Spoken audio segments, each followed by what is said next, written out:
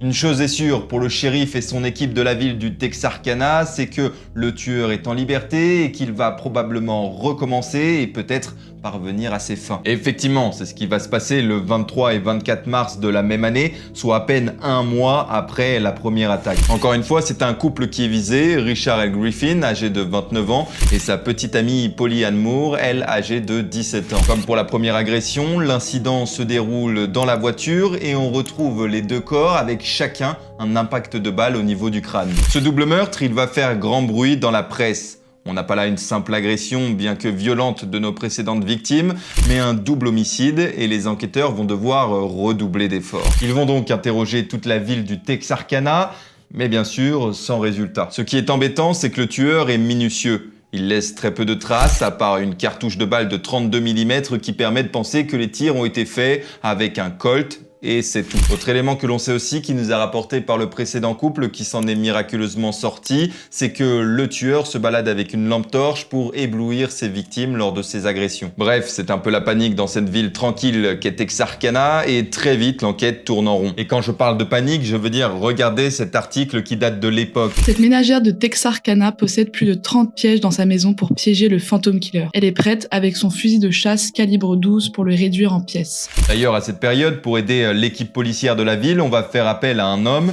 une pointure des services de police du Texas qui va devenir l'enquêteur phare de cette affaire et qui se prénomme Manuel Gonzalez. C'est un membre des Texas Rangers, donc une division très importante de la police du Texas. Mais malheureusement, on va découvrir que c'est plus un showman qu'une personnalité qui va vraiment changer les choses dans cette enquête. À son arrivée, il ne va rien découvrir d'intéressant et la vie va reprendre son cours jusqu'au 14 avril.